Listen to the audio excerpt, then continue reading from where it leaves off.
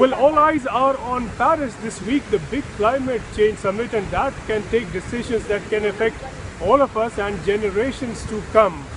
The big question for Indian industry is whether they will get support from Paris by way of technology and finance to put in the green technologies and get the financing for the green technologies they need. We'll hear from the voice of Indian industry. The Indian industry is hanging many hopes on Paris, and none bigger than the hope that it will deliver on its pledges of financing renewable energy in India. That is exactly what we hope Paris will achieve. That we have some kind of commitments on funds, because ultimately, if there are financing flows, that will help to bridge the gaps in the short term. The Indian industry will need massive funds if it is to meet its ambitious drive for clean, green energy. We know that India's plans on solar and on renewables is 175 gigawatts. That itself requires a lot of infusion of private capital. We also know that India's INDCs will cost in the order of $2.5 trillion. That's the estimate. But the question is that India will need the kind of affordable technologies to leapfrog at a fast pace in order to deliver. The big push from India as set out by the Indian Prime Minister is on expansion of solar energy, and he wants to build an international solar alliance. Those in the business believe that the ambitious targets could not only be met but exceeded. Different studies have shown something that we can get about 3 times more than what we are planning in terms of just land and evacuation. But this is the scale that India can easily support. The industry is looking to Paris to deliver finance, but is of course also looking beyond Paris. There is growing interest from different sections, different commercial banks, the entire bond and capital markets in doing that, and international equity and Indian equity, as well as you can one day bring in domestic savings and others also into a good investment, long-term solar yield return that you get. With Sanjay Suri in London, this is Shayani Iyer for News 18 India. Well, Paris was supposed to be home to a huge protest march to make the people's point to leaders that they must act on climate change, act fast and act strongly. But that march has been called off because of security concerns for reasons that we all know. But instead, a unique substitute has been arranged.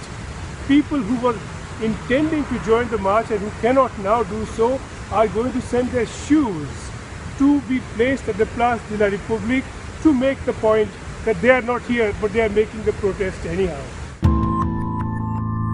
A major march in Paris to support government action on climate change has been called off due to security fears, but a substitute for the march has been planned. Unfortunately, we had to cancel the march because we were in consultation with the Paris police and authorities there, and because of the security situation, we were and are unable to do the march.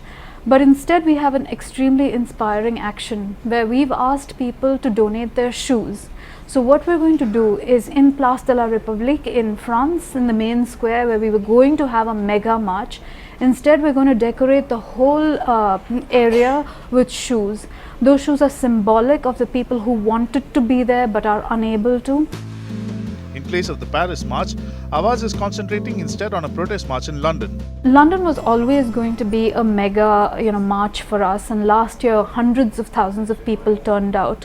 But because our Paris march got cancelled, London has now taken on a much greater significance. So we're investing all our energy, or a bulk of our energy, in making sure the London march is absolutely massive. The world's eyes are on what India pledges and on the position it takes. We want to see a commitment towards going 100% clean. And we want to see this commitment towards 100% clean energy for India's own sake. At the moment, India spends 2.6% of its GDP every year tackling climate change hazards. It's simply not good for the country. And the sooner we get off this collision course with nature, the better. So we would like to see India really step up into its role as a leader on the world stage, which it is, I believe, ready to do, and commit to a 100% clean commitment. but there is recognition that India will need support if it is to deliver. The other goal that we want to see in Paris is for rich countries that have historically polluted to also commit the finance and technology that's needed to help poor and vulnerable countries. So we want the issue of this historical injustice addressed through finance. With Sajay Suri in London, this is Achyut Punekat for News 18 India.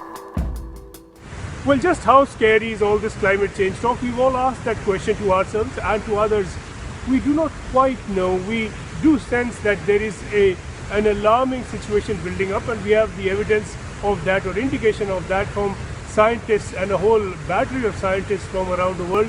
But there are very eminent scientists who do take the view that we need not be as alarmed as some of us are getting. We'll speak with Lord Ridley. Lord Ridley, the celebrated author, his books on science have sold more than 1 million copies. He's been following the debate on climate change very closely, looking at climate data minutely, and he is not alarmed. Lord Ridley, why not? Well, there are three possibilities. One, that climate change is not happening at all. Two, that it's happening and it's dangerous. And a third possibility that yes, it's happening, but it's not happening dangerously.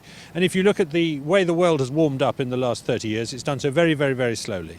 And that's consistent with climate sensitivity being low. That is to say that we're not seeing a huge response. We're not seeing an accelerated response.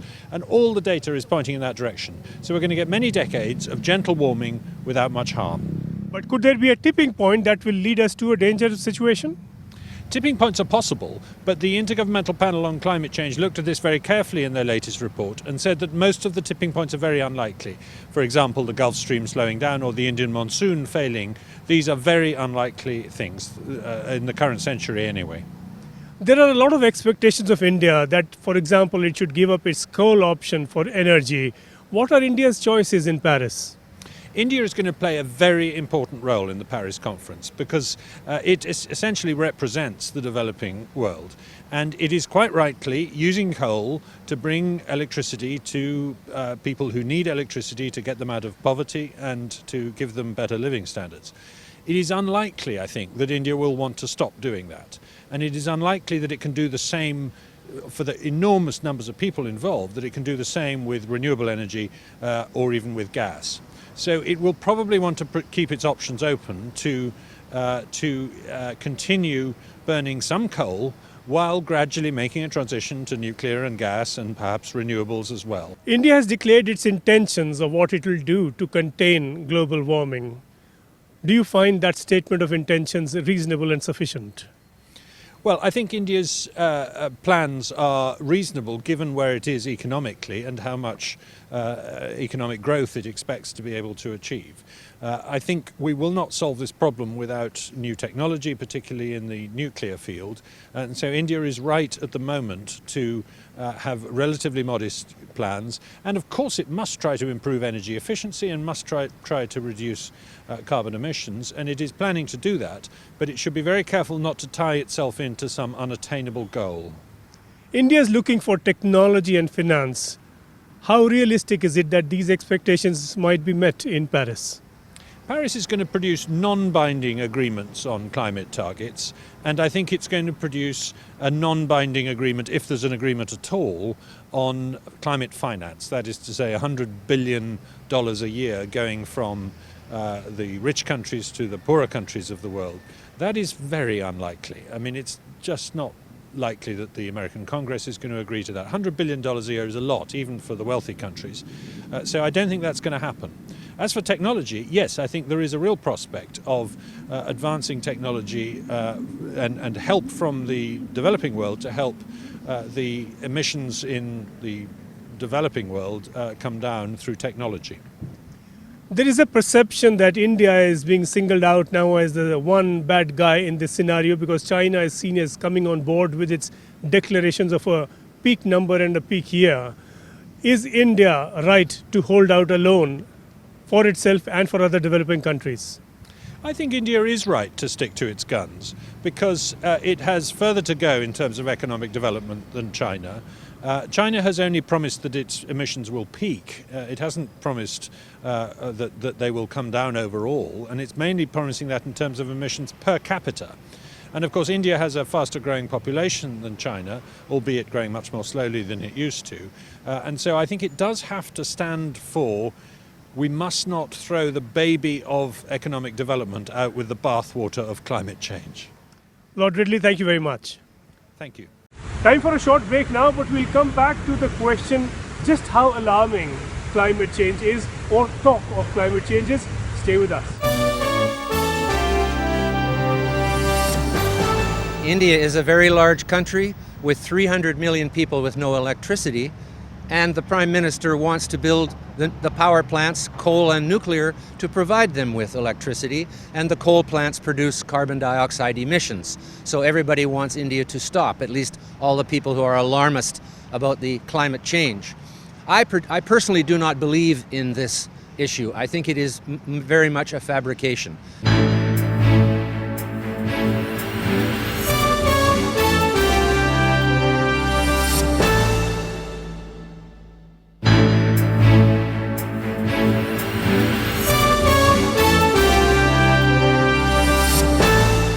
Welcome back, and we'll hear more on this issue of just how scary climate change is. Dr. Patrick Moore was among the co-founders of Greenpeace, and he left Greenpeace due to differences in policy over the Greenpeace campaign on climate change and on other issues, more specifically also, as we have seen of late, the Greenpeace issues with the Indian government. Dr. Moore speaks to us about his perceptions of climate change and of the climate change scare. Dr. Moore, what are the issues coming up for India at the climate change talks? Well, India is a very large country with 300 million people with no electricity, and the Prime Minister wants to build the power plants, coal and nuclear, to provide them with electricity, and the coal plants produce carbon dioxide emissions. So everybody wants India to stop, at least all the people who are alarmist about the climate change. I personally do not believe in this issue. I think it is very much a fabrication. We have no proof that human emissions of carbon dioxide are causing the warming of the Earth, which began 300 years ago at the end of the Little Ice Age. So is all this climate change alarm a hoax? It's not so much a hoax as it is a fabrication, which I guess you could say the same thing, but it is a powerful convergence of interests among key elites in our society, the politicians, the media, the green movement, the green business who wants to get subsidies to build infrastructure which would never be built under the normal economic situation, and the scientists and science institutions who are bringing in billions of dollars for this research. What is this research producing which is of value? Is it producing new products that are beneficial to the public? Is it producing electricity? Is it producing anything? No, only fear. That's the only thing all of this so-called climate science is producing, is fear in the public, so that they are more easily manipulable by the Greens and the politicians and the media, etc. So I simply do not believe that we should be listening to them. I believe we should recognize that carbon dioxide is the most important food for all life on Earth. It's what plants eat to make sugars, which is the basis of energy for all life, and all life is carbon-based on this Earth. Carbon is the building block of life, and without carbon in the atmosphere, this would be a dead planet. So surely that counts for something.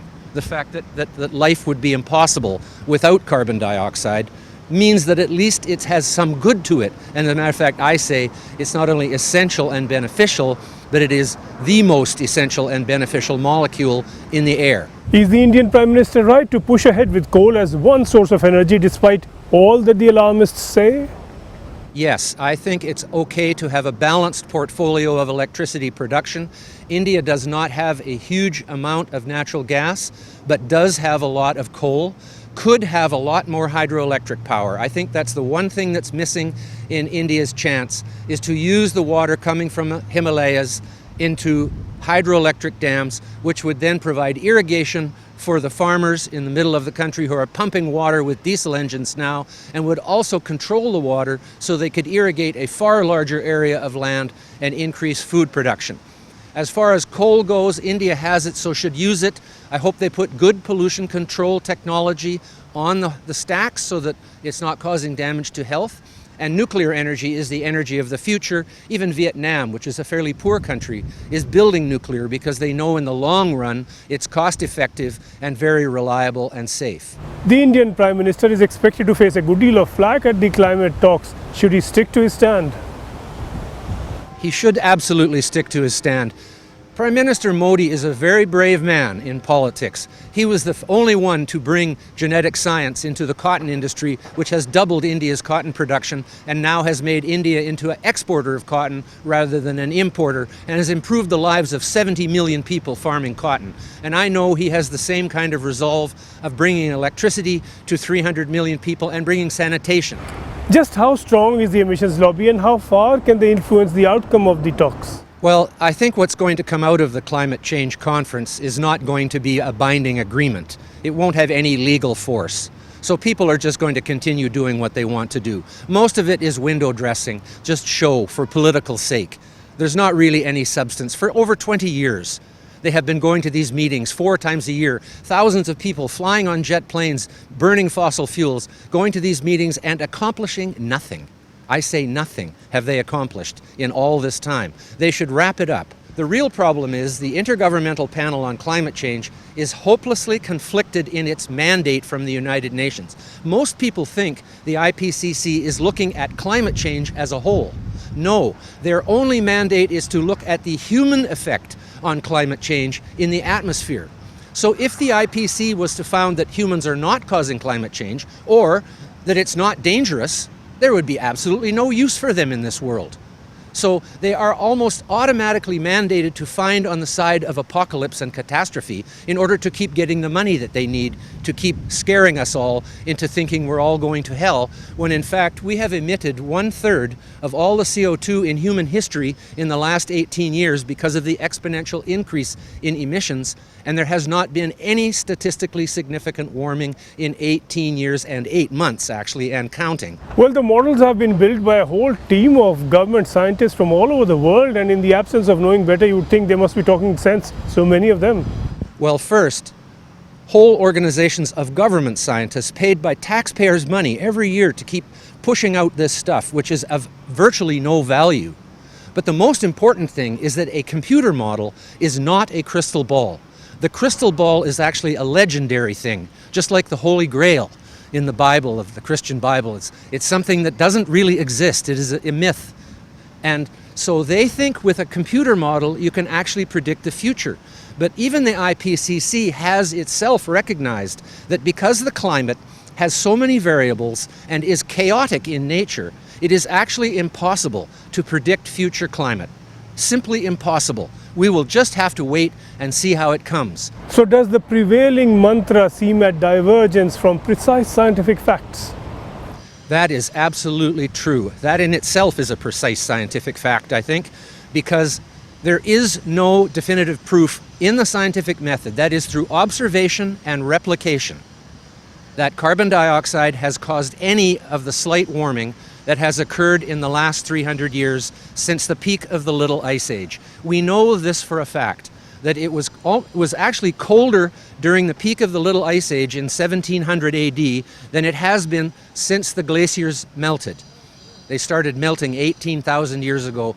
Before that, there was an 80,000 year glaciation period in this 2.5 million year Pleistocene Ice Age that we are in today. So this last 300 years is just a nick in nature's time. It's nothing. But it has warmed slightly, just as it cooled before, and just as it warmed before that. So we're going through 500 years slight cooling and warming periods since the Roman times at least, when it was warmer than it is today. Right here where we are standing at the Parliament of the UK, there were grapes growing and wine being made during the Roman times. And the tree line, we know in the Alps from pollen analysis that the tree line in the Alps was hundreds of meters higher during the Roman times than it is today. So people don't have this sense of time. They only think of their own lifetime. They don't think of thousands and millions of years.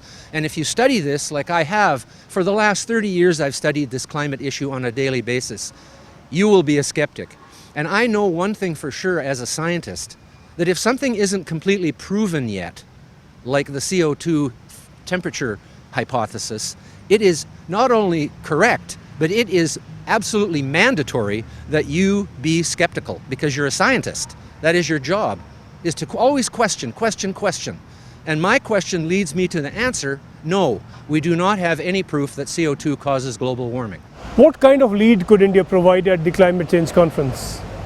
Well, I think the problem for India is just trying to avoid the punishment that that the Greens are attempting to put on them to destroy their energy industry. This is why Modi agrees with the Intelligence Bureau that Greenpeace is a threat to the economic security of India, because they are attacking agriculture and energy. What are two more important things for the survival of humans than agriculture and energy? That's why they're trying to get them out of there. And you say that as the co-founder of Greenpeace?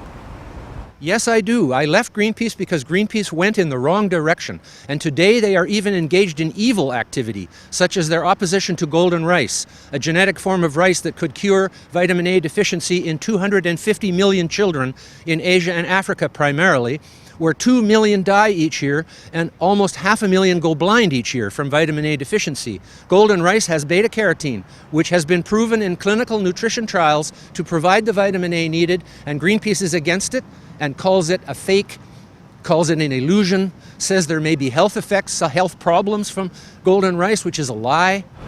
So is the Indian government right to place restrictions on Greenpeace, and it's not a freedom issue? No, it's not simply a freedom issue. There's a word in English called sedition, which is never used anymore. It's not as bad as treason, where you actually give secrets to your enemy or help your enemy. But sedition is to undermine the national goals. And India has its national goals to get electricity to these 300 million people, to make sure everybody has a toilet, to make sure that people live in dignity. And Greenpeace is attempting to undermine that. They're doing the same thing in my country of Canada, trying to undermine our national energy policy so that we can't even build an oil pipeline anymore, because they're making everybody afraid of oil pipelines. So now they're moving the oil with trains, which is 40 times more dangerous than moving it in an oil pipeline. So they are actually making it more likely that we will have massive oil spills and explosions than if they would just say, build a pipeline. But they don't. And this too is a form of sedition. Thank you very much, Dr. Moore, for talking to us.